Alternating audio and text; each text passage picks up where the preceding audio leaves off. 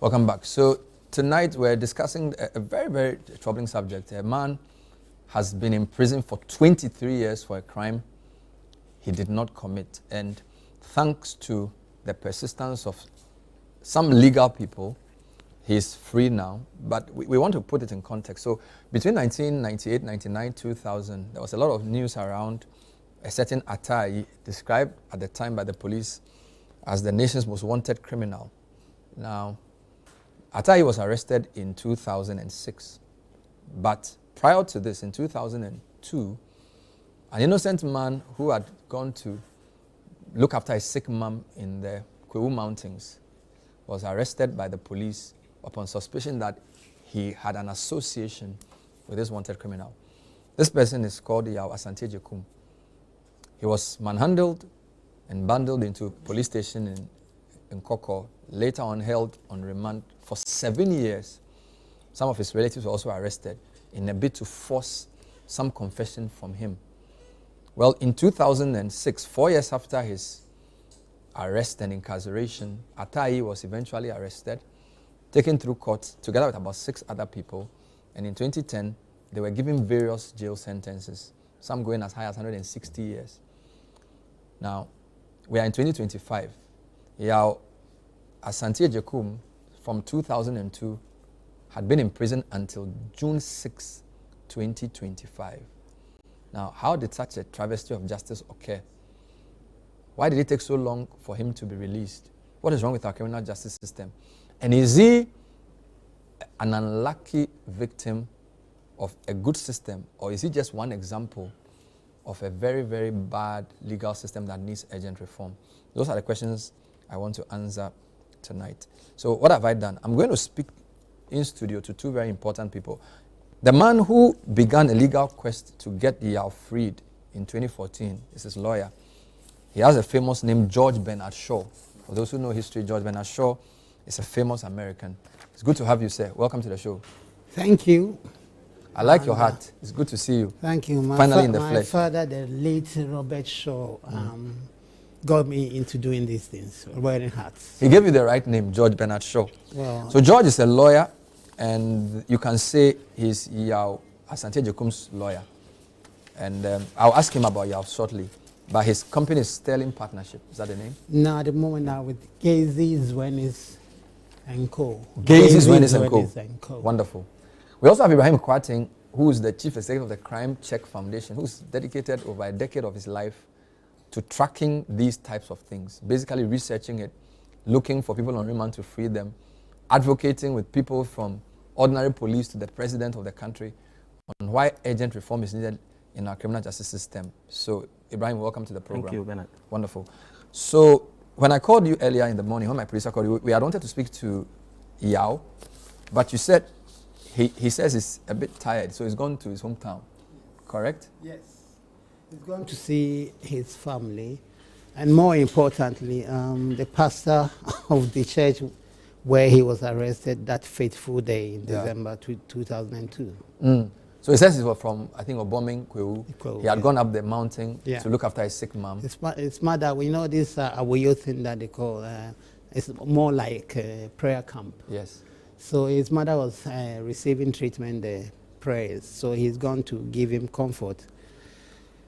And lo and behold, they came, Rambo style, took him from the church premises and marched him down to Nkoko. And the rest, as you say, is history, right? History. Wonderful. So just to give viewers a bit of background, so Atta was arrested in 2006. His name is actually Aite. He and 3 others were sentenced to long terms of imprisonment. Right? Justice Bafo-Boni at the time sentenced Atta to 70 years.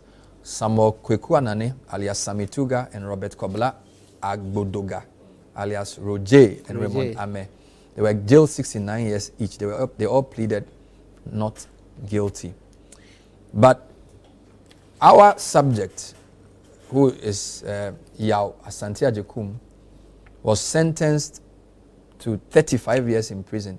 30 years in prison. And another Nana Osei Razak. They were charged with conspiracy and robbery. sentenced to 30 years each, which would run concurrently. Now, just based on the facts of the case that he narrated in the interviews we've seen, he basically said his only crime, quote unquote, was that he was a motorbike mechanic who Atta used to bring motorbikes to repair. Can you just walk us through that? Yeah, in essence, essentially that is what it is. But what happened was that somehow the police have got wind that he had some associations with Atta, and this was in a place called Kolewoko. I don't know Accra. Kolewoko is in Odododio. Yeah, so the police went to his workshop. He wasn't there the previous Friday and Saturday because he had gone to Kwahu. And again, somehow they got to know that I think informants, and so they went to Kwahu and brought him. But he denied everything. He told the police that he doesn't have anything to do with this guy. All he knows is that he brings bikes on and off for him to be repaired for him. Yeah. And but in the areas, but he knows people who know him or something. So I think he gave information to the police that led to the first accused, Nana Owusu, being arrested, and subsequently Atta. So during the police interrogations, you see the period between his arrest and then 2006. I think, according to them, they were really, really beaten up. I mean, tortured. In essence, to extract information from them. As to what they've done. And in the process, according to the police, Atta and one other person, I think the A4, the accused, four defendants, they, according to the police, confessed that Yao Asante Jekum was part of the robbery. But as you know, and they relied on it, and that's the only thing they used at trial. But as you yourself probably might know, what you say in your statement and what you say in court are two different things.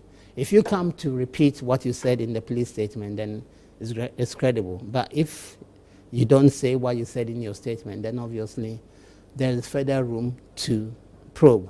And that is where I think our justice system failed, because they did not confirm. They said they never confessed that Asante Jekum was one of them. It was forced out of them, and then they were forced to... Under duress? Under duress, more than, yeah. So it was not in court that they argued that he was... In court, so you know this is pre-trial, and in court you have to go to the box and then give your evidence. And then they said, okay, but you confess that Asante Jekum was part of it. He said, never, we never. They forced us, they beat us, they tortured us, and they forced us to say that.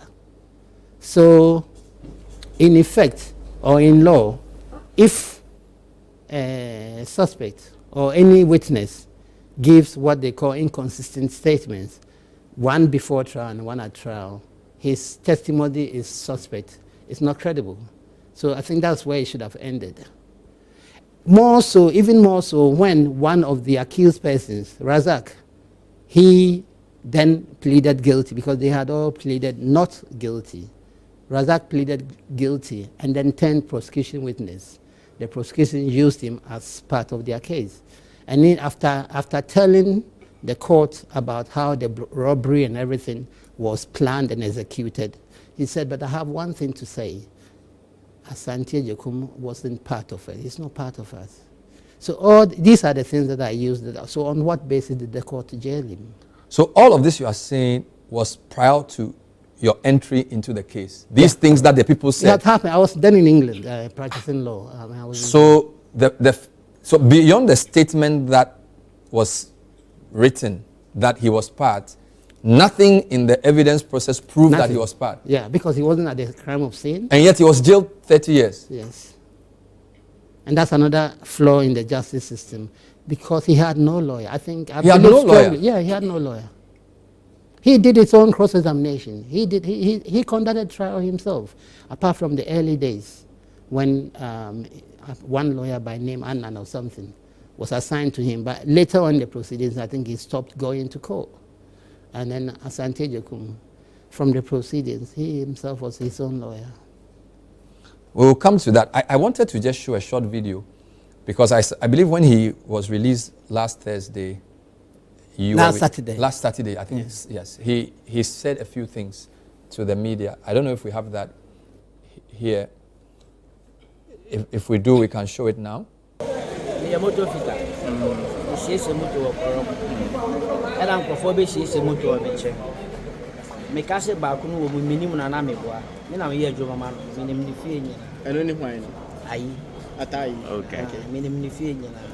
Minim say oye konfo ana oje ko sim na me na djuma nyina ma anonim say friend Atta sa na friend minim djuma oye taxi driver oh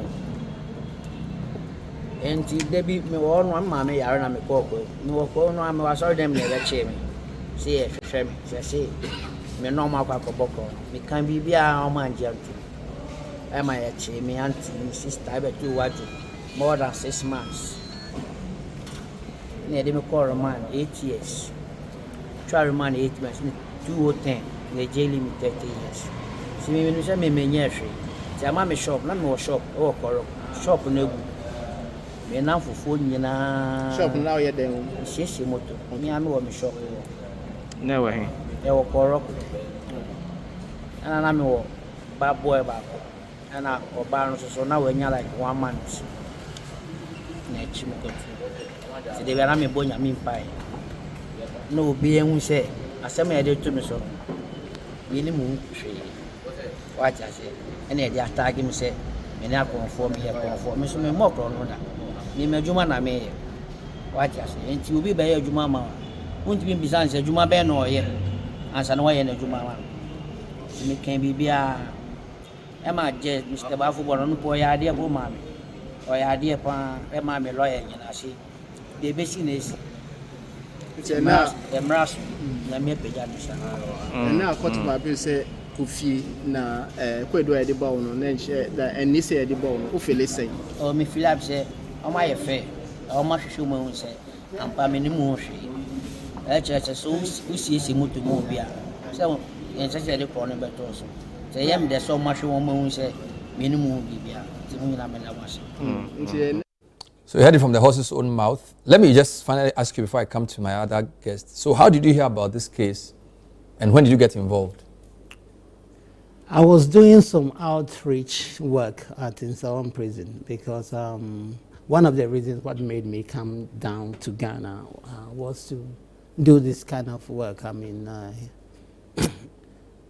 prisoners' welfare, criminal justice issues. So the then second in command of the prison, his name, Oswan Ponsa, called me and told me that, Counsel, I know you are passionate about these issues.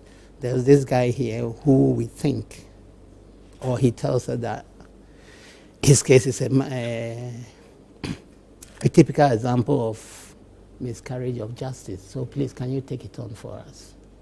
So that's how. And this was what year? 2015. 2015? Yeah.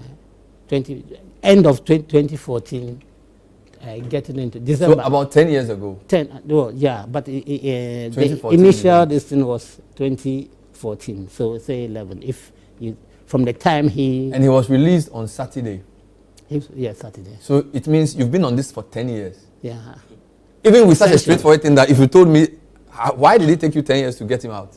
Oh, it's a long story because first of all, when Asante Jekum was convicted, the courts were not computerized.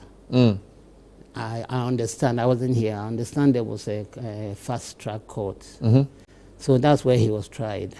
And most, they moved from there to the court complex now. Yeah. So in the process of the movement, I think some of the court dockets went different areas. And also, the archives, it was sent to archive because it's such a long time ago. So we began by Atta, what's his name? Asante Jekum himself had what they call record of proceedings, his trial. He had some of it. So that was my starting point. Wow. And then because I couldn't get any other source for the documents, they are co-defendants who in prison they call case partners or whatever. So we will contact this who have putting them together over the years. Just so getting the information together was a long time. Yeah, it took 2019 before I got what I thought was from 2014. It took you 5 years. Yes. To get all the arsenal you needed. Yes. And then whereas if I could have gone to the records computer, because when you file notice of appeal, then the court, you ask for the proceedings, and then the registrar. So the court didn't have that, so you had to find it yourself. Yeah. And it took you almost 5 years to get that. And even then, when we filed the notice of appeal and then we went to court, the prosecution, Attorney General's Department came and said, and rightly so, that the record was still not complete because the exhibits, some of the confession statements, were not part of what I've got. So that was when, through 2019, it was adjourned against Synodine. Oh Lord. And between that time and last year is when I managed to get the full complement. Wow. Yes. And prior to this, he had been in prison from 2002 to 2010. Yes. Which is already a crime on its own. Yes. A whole problem. Remand, that's part of the thing that the advocacy you want to do should concentrate on, because the remand regime is inhuman. Wow. Yeah. Let's take a breather and think about this. So we are speaking to two people, the lawyer for Yaw Asante Jekum, who thankfully has been released after 23 years of unfair incarceration. We'll now talk to the Crime Check Foundation, who have said this is not a unique case. Apparently there's a lot of people like this who routinely are in prison for nothing which is worthy of prison of that level. We'll be back. Stay with us.